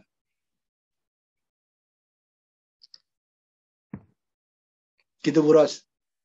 Ya. Ya, saya rasa ya memang setiap orang itu sampai sekarang sebenarnya Yesus hadir dan selalu ada mukjizat. Tapi kadang-kadang yang kecil-kecil itu orang sering melupakannya. Ya kan? Ya. Makanya yang seperti ini Yesus juga punya rencana ini untuk sesuatu yang kontroversial gitu supaya orang ngeh gitu kan. Karena kita sebenarnya hidup kita itu miracle tiap hari terjadi loh. Betul. Tapi kita sering melupakannya. Kita mau yang kontroversial. Ini makanya Yesus selalu orang mati disembuhkan, orang yang ekstrim-ekstrim gitu yang disembuhkan. Padahal kita mesti bersyukur hari-hari itu miracle terjadi dalam hidup kita. Ya kan? Makanya Yesus melarang mujizat ini diberitakan karena yang kontroversial itu adalah kebangkitannya dia. Dia wafat, dia bangkit, dia naik ke surga. Itu yang kontroversial, itu harus diyakini sebagai suatu iman. Ini adalah cerita-cerita yang kenapa kita mesti percaya. Puncaknya adalah di nanti. Gitu. Jadi kayak suatu prolog yang menghantar kita seperti kayak Bu Ros. Memang banyak loh sebenarnya ini. Kita kayaknya kok butuh kontroversial. Padahal yang kontroversial sudah terjadi di dalam Yesus itu. Cuman memang seringkali orang lupa. Makanya itu diingatkan. Gitu loh. Bahkan orang sampai sekarang ada yang nggak percaya juga. Orang Israel masih nggak percaya. Gitu Bros. Ya. Ya. Terima kasih Paulus. Tadi ada kalau nggak salah dari Pondok Indah Pak Hadi. Mungkin ada yang mau tanya Pak Hadi. Pak Paulus. Ya Pak Toto. Boleh saya tambah. Monggo. Yesus menyembuhkan anak Yairus dengan apa? Menyentuh. Yesus menyembuhkan janda yang sakit. Jandanya yang menyentuh. Apa? Perempuan yang sakit perdarahan dengan perempuan itu menyentuh Yesus. Betul. Lalu anak muda Nain, Yesus juga menyentuh. Anak apa? Anak muda yang dari Nain yang dibangkitkan itu loh sama Yesus. Ada kan anak muda yang dibangkitkan? Yesus dengan dari Nain. Injil Lukas apa ya? Kita stick pada topik Markus dulu aja Pak. Setiap enggak. Sorry. Aku mau khusus menyentuh dan disentuh. Tapi ada dan yang 1, 2, 3 itu Yesus kan nggak menyebut siapa namanya. Anak muda dari Nain, terus perempuan yang sakit, lalu yang anak Yairus, kan nggak disebut namanya. Dalam Injil yang mana ya aku nggak ingat. Cuman disebut satu aja yang disebut namanya, yaitu Lazarus yang dibangkitkan. Dan Lazarus dibangkitkan dengan Yesus tidak menyentuh Lazarus kan ya sudah meninggal. Yesus cuma bersabda lalu si Lazarus bangkit. Itu satu-satunya yang disebut nama yaitu Lazarus. Untuk tambahan aja Pak Paulus. Yang lain nggak ada yang disebut namanya. Pak Toto, kalau kita mengkoleksi cerita-cerita Yesus membangkitkan banyak, Pak Toto. Tapi setiap perikop mempunyai tujuan sendiri-sendiri, diberitakan oleh Injil dengan pendengar pemirsanya yang sendiri-sendiri dengan tujuan yang berbeda. Jadi kalau kita kumpulkan nanti pusing. Oh, yang ini begini, yang ini begini, yang ini. Setiap kayak misalnya cerita tentang Yairus, itu ada di Matius, ada di Lukas. Sama. Anak muda Lukas lebih panjang. Anak muda juga Lukas, Pak Paulus dinain. Tapi ini saya mau menceritakan bahwa ini ada misi yang berbeda. Di dalam Matius dia lebih singkat. Dia sudah mati anaknya. Di Markus dia lebih detail. Di Lukas pun juga. Setiap Injil membawa pada pemahaman, oh Tuhan Yesus itu yang begini. Memenuhi gambarannya. Jadi jangan kita lihat dari topiknya.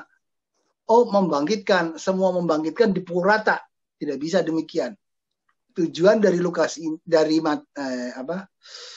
Markus, dia mau bercerita bagaimana Yesus itu, siapa Yesus itu.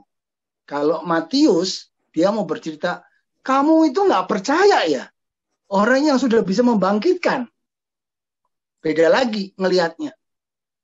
Karena Injil Matius kepada orang-orang yang juga bukan orang Yahudi, tapi rada ngeyel. Kalau Markus beda. Kenapa kamu harus percaya? Kenapa kamu harus percaya? Karena nantinya Markus ini adalah murid dari Petrus, diyakini demikian. Di mana dia melihat bahwa murid-murid rasul-rasul aja itu susah percaya. Jadi mau menjelaskan, oh Yesus tuh begini. Jadi setiap cerita yang hampir sama jangan dilihat dari kesamaannya. Sama-sama dibangkitkan. Misinya, penceritaannya berbeda-beda. Gitu Pak Toto. Jangan terus nanti. Ya. Sorry Pak Paulus, maksud saya dari pandangan teman-teman kita, kan kalau aku nyentuh, aku pasti sembuh. Di situ ada iman.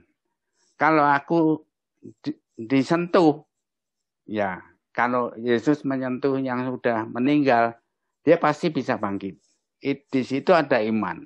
Aku lihat dari imannya, bukan dari sudut pandang yang luas orang-orang zaman itu gimana. Aku sudut dari imannya. Seperti yang dia omongin teman-teman kita kan dari sudut iman. Kalau aku percaya, aku sembuh.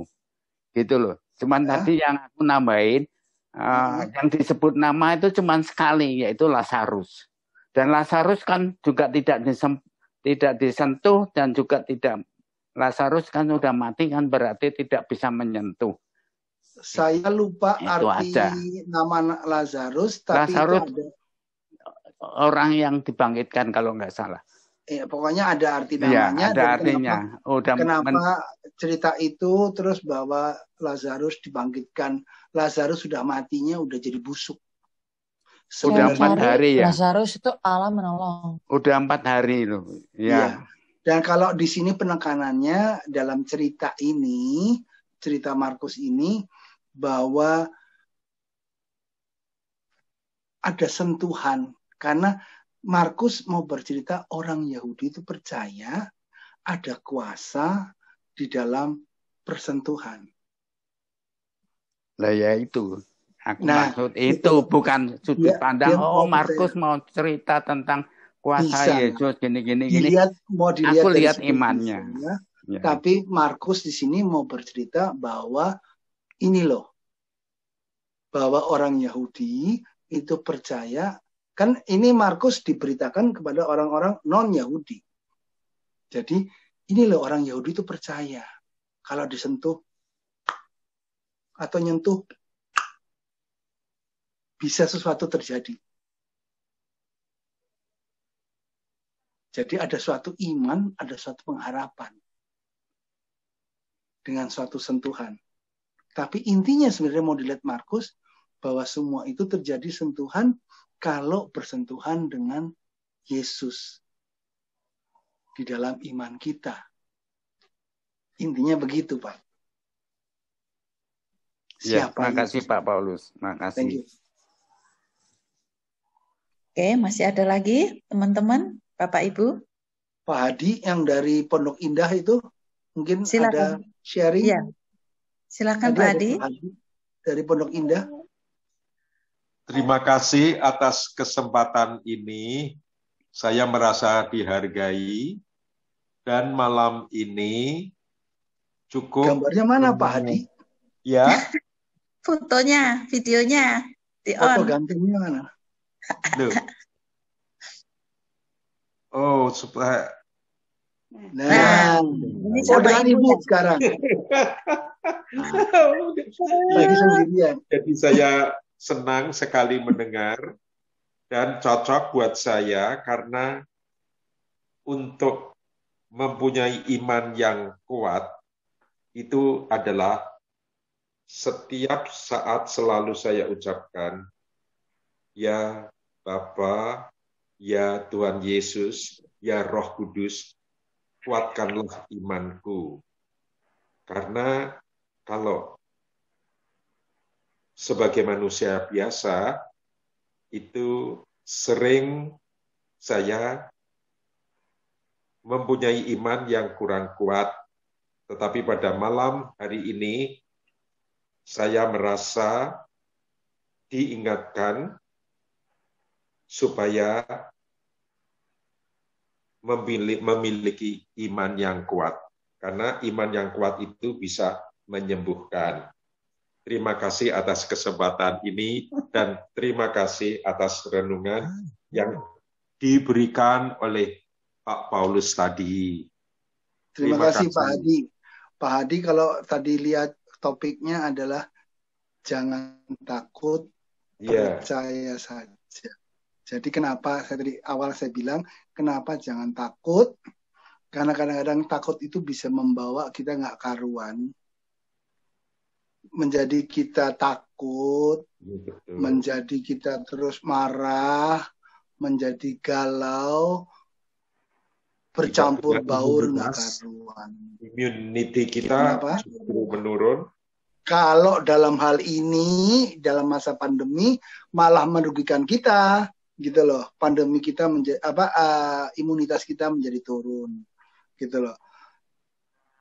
Jangan takut, percaya saja. Percaya. Dan di sini makanya saya ceritakan bagaimana Markus mau bercerita supaya siapa itu Yesus, kenapa kita harus percaya sama Yesus. Sehingga kita tidak perlu takut. Kenapa disuruhnya gampang, tapi pelaksanaannya susah. Gitu loh. Susah setengah mati. Benar. Macam-macam. Bisa aja dalam masa pandemi, bisa dengan masalah lain. Seringkali kita itu takut. Karena takut kita jadi marah. Kita takut, kita jadi stres. Kita takut, kita jadi... Akhirnya kita jauh daripada Yesus. Malah nggak jadi percaya. Di sini Markus makanya mau saya kasih lihat kronologisnya. Ceritanya sampai Yairus itu pun mengalami suatu up and down. Dari, wah kok megang aja badannya kok, waduh bisa sembuh. Wah anakku pasti sembuh. Ujuk-ujuk ada orang malah bilang, anakmu sudah mati. Loh, seringkali kita mengalami itu. Markus bagus sekali menggambarkan detailnya itu bahwa ini kayak kita. Tapi kita bisa juga lihat bahwa kadang-kadang kita itu bisa seperti perempuan perdarahan yang habis di dalam masyarakat kita, terbuang. Kita menjadi nggak diperlukan, kita najis dari pandangan mereka. Tapi oleh karena sentuhan, karena kita percaya sentuhan Yesus, kita menjadi hidup lagi, mempunyai hidup. Dan ketika Yesus menyentuh anaknya Yairus, memperoleh hidup. Gitu Pak Hadi, kira-kira. Terima kasih Pak Paulus. Sama-sama. Baik, Saya mau siapa lagi? sharing sedikit. Oke, Bu Yuni, silakan. Sedikit benar sekali Pak Paulus. Gelap sekali Bu Yuni. Iya ini di kamar soalnya. Waktu Februari 2015 saya divonis kanker amandel sebagai ya jadi yang sakit ya itu sulit sekali memang. Bagaimana Ibu Yuni? Sorry. Tahun 2015 Februari saya divonis kanker amandel. Dokter memvonis saya kanker amandel. Waktu saya dari dokter langsung dibilangin kanker amandel, saya sebagai si sakit ya, itu udah nggak kayaknya takut.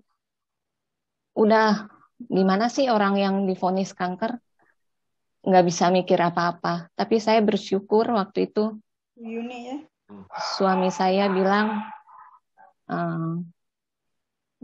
kita punya Tuhan, kita serahkan semuanya sama Tuhan. Dan ternyata biarpun ya saya sih jujur saya minta sama Tuhan, saya mohon sama Tuhan. Tapi antara dibilang iman saya kuat, mungkin ya belum ya. Karena lebih dibayangin, saya lebih dirasain yang saya rasakan, saya lebih ke arah takut. Saya takut, saya sakit ya takut gitu. Terus sampai ternyata ya Tuhan luar biasa hadirnya lewat orang-orang di sekitar saya. Teman-teman saya, komunitas yang terus menguatkan gitu dan memberi support segala macam. Kalau mungkin lingkungan saya semua, aduh kasihan kamu apa, mungkin saya akan lebih drop ya. Tapi bersyukur saya dikelilingi oleh orang-orang yang mereka menguatkan saya gitu. Mereka yang sudah lebih dulu lebih percaya sama saya, mungkin waktu itu saya masih antara saya nggak tahu yang mana percaya, yang mana takut, yang mana apa saya termasuk yang belum percaya. Saya juga udah nggak bisa mikir ke arah sana.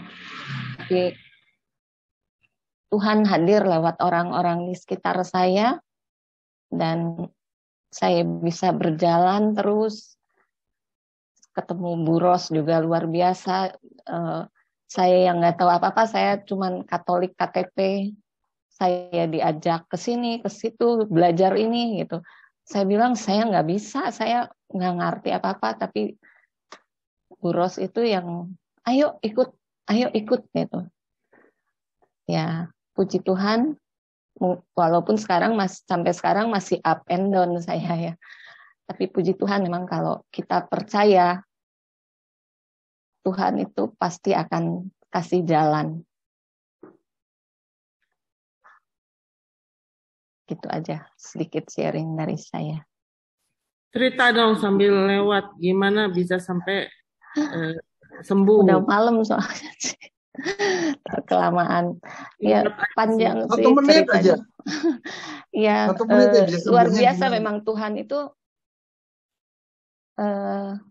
prosesnya itu memang kadang kita nggak kepikir gitu, nggak bukan di kemauan kita, tapi ternyata Tuhan hadirkan gitu. Saya kanker amandel itu jarang sekali ya, tapi Tuhan bisa kasih jalan. Saya operasinya bisa di Singapura waktu itu. Padahal kalau menurut perhitungan itu saya rasanya nggak mungkin gitu, kemampuan kita nggak bisa sampai ke sana. Saya operasi pakai robotik karena di sini kan daerahnya yang sulit sekali gitu. Kalau di Indonesia itu harus buka rahang, resikonya itu lebih besar, bisa pendarahan segala. kalau di Singapura ada lewat robotik, jadi kita nggak usah buka rahang. Dan Tuhan itu luar biasa. Saya waktu itu dijadwalkan harusnya waktu itu Februari ya saya ke sana. Robotik itu antri katanya. Saya harus dapat Mei karena antri yang mau pakai robot. Saya berserah gitu, saya doa, semua doain saya. Sampai akhirnya cuman nunggunya itu cuman 1 minggu, ada 1 orang yang cancel. Dan dokternya bisa ngasih ke saya gitu. Saya itu luar biasa, Tuhan kasih jalannya. Saya yang dapat, jadi cuman 1 minggu, padahal kalau saya harus nunggu berbulan-bulan, saya juga nggak ngerti lagi tuh gimana ceritanya gitu. Saya waktu itu cuman dalam waktu 2 minggu aja saya drop, saya udah turun 6 kilo kali waktu itu, cuman nunggu 2 minggu aja. Gimana saya kalau harus nunggu lagi sampai Mei gitu. Tapi itulah mujizat Tuhan itu. Tuhan ketika kita berserah ya dengan dukungan dari orang-orang banyak gitu, yang nggak kepikir juga Tuhan kasih. Gitu. Ya, itu aja Pak Paulus. Terima kasih. Bu Yuni. Itu cancer apa tumor? Cancer. Cancer. Dan ya saya ini bukan tipe yang kuat, bukan. Saya nggak mau banyak tahu. Sampai sekarang pun saya nggak tahu. Kalau ditanya saya stadium berapa, saya nggak tahu. Saya nggak mau nanya. Karena saya yakin saya bukan yang orang kuat harus, dan saya nggak mau lihat-lihat gitu. Saya juga nggak mau. Jadi saya udah jalanin aja. Pokoknya saya disuruh ini, saya ikut ini. Saya disuruh berobat ini, ya kesini saya itu aja. Jadi saya luar biasa belum ya.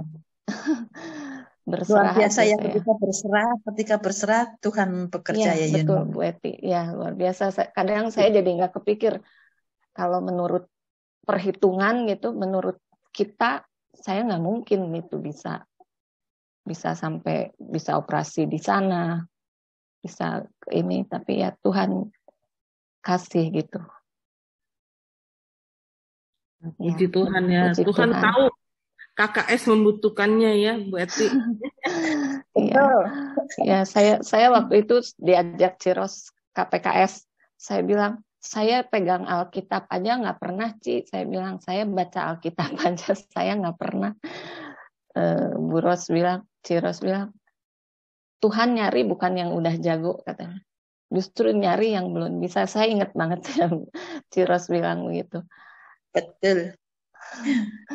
Oke. Ya, terima kasih. Terima kasih semua teman-teman. Ya, masih ada lagi Bapak Ibu kesaksian yang luar biasa ya, Yunia. Terima kasih Bapak Ibu, Pak Paulus, terima kasih semuanya. Mari kita tutup acara ini dengan doa yang akan dibawakan oleh Pak Santo Bocap ya. Selamat malam Ibu Bapak sekalian. Mari kita bersatu dalam doa. Dalam nama Bapa dan Putra dan Roh Kudus. Amin. Allah Bapa yang Maha Rahim, kami bersyukur atas terlaksananya pertemuan pendalaman Kitab Suci pada malam hari ini. Terima kasih Engkau telah berkenan mendampingi dan membimbing kami. Kami juga bersyukur atas kurnia yang Kau berikan kepada Pak Paulus, sehingga ia boleh mengupas sabdamu dengan baik. Seperti bacaan dalam Injil Markus yang kami dalami malam ini, semoga kami dalam menghadapi pandemi ini juga tidak merasa takut, tetapi selalu percaya pada rencana-Mu yang akan indah pada saatnya. Ya Bapa, dalam kesempatan ini juga kami mohon penyertaan-Mu bagi sahabat KKS kami, Bapak Edi. Semoga Kau kuatkan ia dalam iman Kau kuatkan dalam pengharapannya, sehingga ia boleh percaya hanya padamu, pada rencana indahmu. Ya Bapa, semoga pertemuan malam ini juga boleh menjadi kesegaran iman dan pengetahuan bagi umat-Mu, sehingga membawa kami semakin bangkit dan siap melayani serta mencintai sabda-Mu demi Yesus Kristus Putra-Mu dan pengantara kami yang hidup dan berkuasa kini dan sepanjang masa. Amin. Dalam nama Bapa dan Putra dan Roh Kudus. Amin. Amin. Terima kasih Pak Santoso, Pak Paulus, Baik. terima kasih sahabat KKS semuanya, Bapak Ibu, terima kasih, sampai jumpa minggu depan hari Rabu. Terima kasih. Ada